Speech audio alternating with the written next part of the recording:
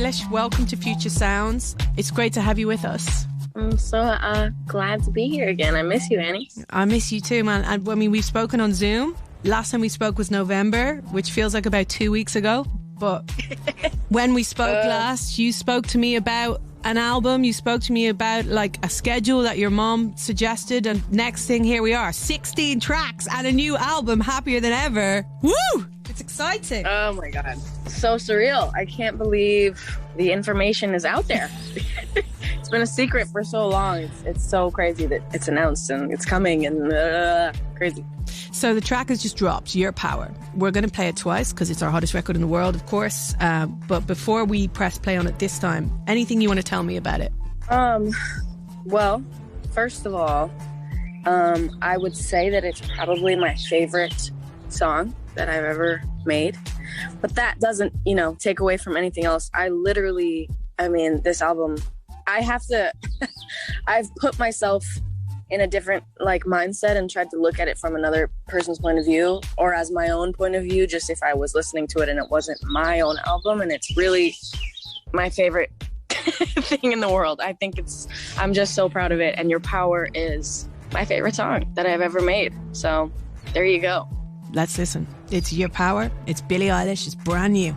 Let's check it out. So, Your Power on BBC Radio 1. Billie Eilish is back. It's a brand new song. Billie, there's so much to discuss with this song. First of all, just an acoustic guitar.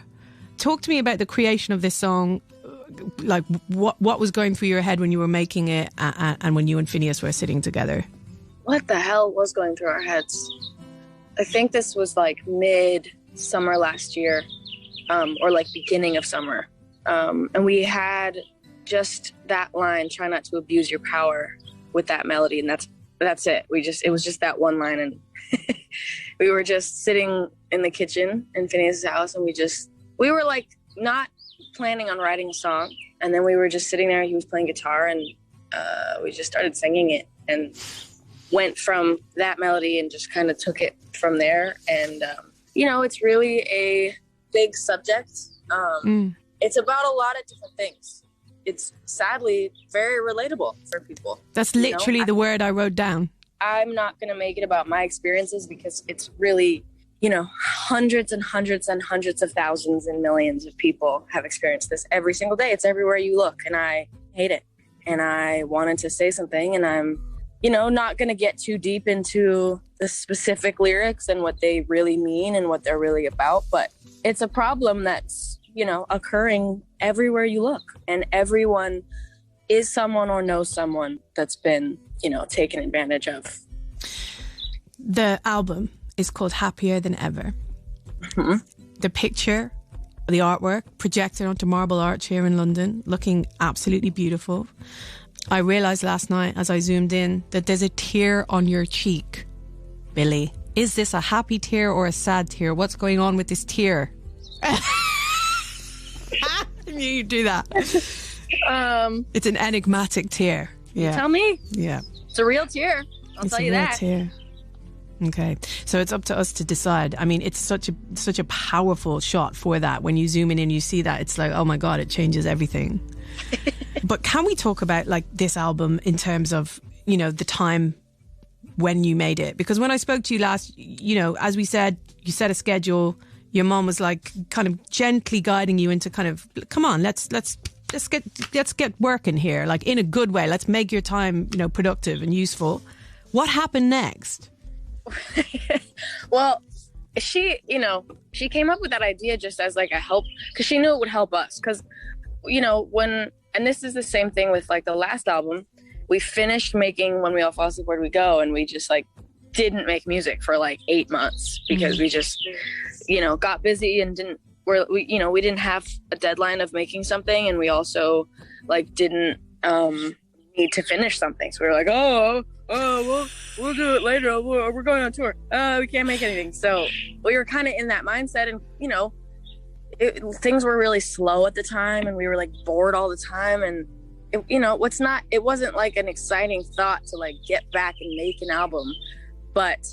And so when my mom came up with that, we were oh, that's so stupid. And it literally helped so much. I can't even tell you that we just had 3 days on the calendar of just from 1 to, you know, maybe 7 or later if we want.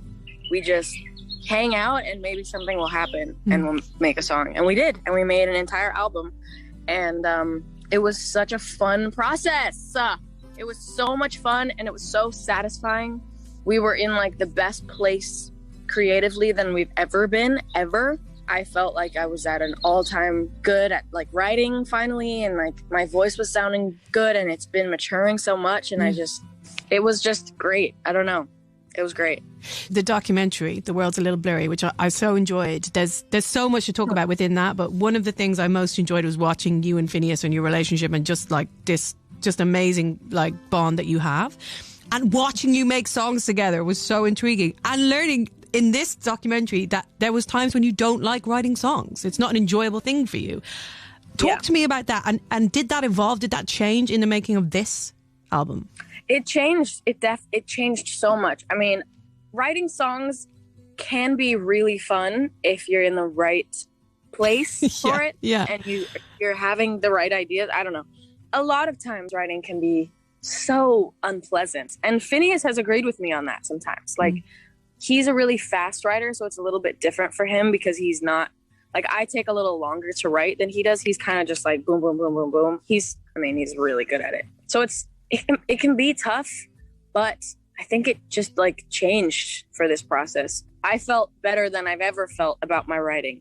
I actually was like having fun and looking forward to it every day and on a roll. We were like on a roll. There was a few weeks where, you know, because every time we finish a song, we sent it to the whole like label team just so they could hear it. There was like a couple weeks where we were sending them like every couple days. We'd be like, okay, another song done, another song done, another song. And it was like, nobody was pushing us to finish it. Nobody was saying it has to be done at this time. Nobody was saying, where's the next song? It was so natural and it just flowed, and it was. And why do you think that was? I don't know.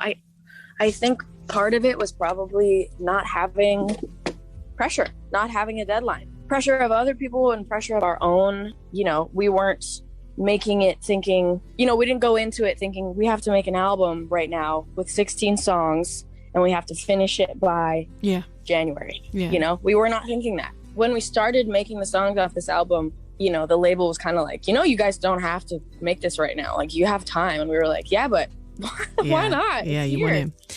And what did you find yourself writing about this time around? Because I know from speaking to artists every night that there was a kind of long period of inertia in the pandemic where people are like, there's no inspiration at all. So what were your inspirations, I guess, lyrically? So much. It's such a wide range. Yeah. And it is not a COVID album at all. Like, at all.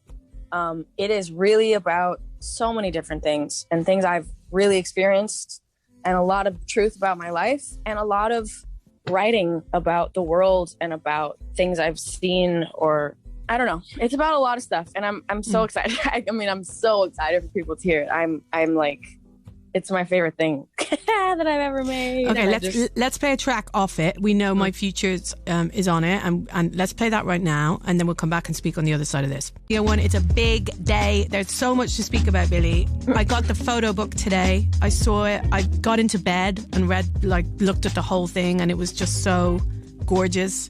How was it poring over all of your family photos and trying to put them all into one book? It was a load of work. It was really a lot of work. It was a long time of a lot of work, but so satisfying. Oh my God. It was, you know, for me, it was like months of looking through hard drives of my entire life, you know, favoriting some and then narrowing it down and favoriting more. It was kind of crazy because it was like a little awful sometimes because I'd have to like relive certain parts of my life that I did not enjoy. Sure. It was weird. It was really weird. But reading it is mad because you just see your whole life change. Like, it's just so interesting. Oh my God. It's a different life. I mean, my life has gone from one thing to the next, and it's really crazy to think about. But it was so satisfying. We like probably thousands of pictures, I think. And then we just went to my house one day and we printed all of them up, and we laid them all on the ground And I like laid them all in the exact order that I wanted them to be in the book, and like what the page number had to be and the sizing. And it filled up the entire living room floor, the entire couch, the dining room table, the kitchen floor, the kitchen counter, and the hallway. I mean, one of the things that comes through in the book and the doc, and again, one of the things that moved me so much about the doc is just your family and how tight-knit they are, and how much of a, like, as you see the world getting crazier around you and everything becoming more chaotic, you know, your family are just kind of there, this kind of real rock, you know, foundation, kind of support system for you. And I wondered, like, when you watch the doc back, right, which must have been mad for you, and like seeing your world from the outside in, okay, rather than living it, just watching it like everyone else would. How did you feel about that experience, about watching you? And like, were you surprised by anything? Did anything like freak you out? How did you feel about it? The whole thing freaked me out from the jump. They were filming me for like 3 years basically, and then I didn't see any of the footage until almost a year after they stopped filming. And I didn't hear a thing about it. I didn't know what was in it. I was terrified. It was so scary. Oh my God. And then, watching it for the first time, it was like a really long cut because it was one of the first ones. And it took us hours and hours and hours to get through because we kept pausing it to like scream about it and run around the house. And I wish I could tell you the parts that we screamed about, but... Oh my God. And it's, I mean, the last like 5 minutes or 10 minutes of the doc, I bawled through the whole thing almost the first time I watched it. The bit when you drive away and your dad's there, I couldn't handle it, Billie. I know. It's crazy. I mean, it's crazy. Who has their life filmed? I don't know. Yeah, but the ending of the movie where it like shows the whole montage of like the shows and then the Grammys and like, oh my God. I just bawled watching that. I was like, what is my life, dude? What? But amazing to have that. Like, you'll treasure that, you know, just what an incredible document of this crazy time. And another thing that keeps coming up in the doc is just your growth. And I wanted to ask you about that because you can see your conviction getting stronger with everything that you do. And you being like, nah, you know what? I'm going to do videos myself. I want to do things myself, you know? And I know you've directed this video for Your Power. How has that, like, kind of that transformation been for you, kind of really owning every aspect of the kind of creative process? Obviously sharing it with Phineas as well, but... I think the main thing is it's just a lot of work that I didn't, you don't really think about it because you're like, oh my God, just let me do it. Yeah. But it's a ton of work.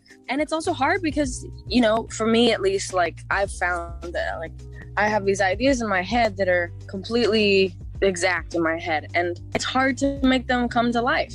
It's hard to relay. It's hard to, I don't know like enough about cameras to really know exactly what I even want, even though I know what I want. So it's like a lot more detailed than I thought, but it's so satisfying.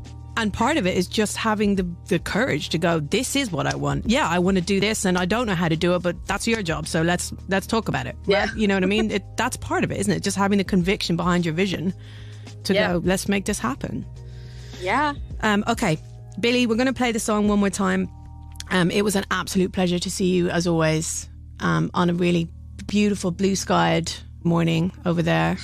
Thank you. Thank you. Lovely to see you. Let's play this one more time. It's your hottest record in the world. It's Your Power. Thank you, Billie. Thanks, Annie.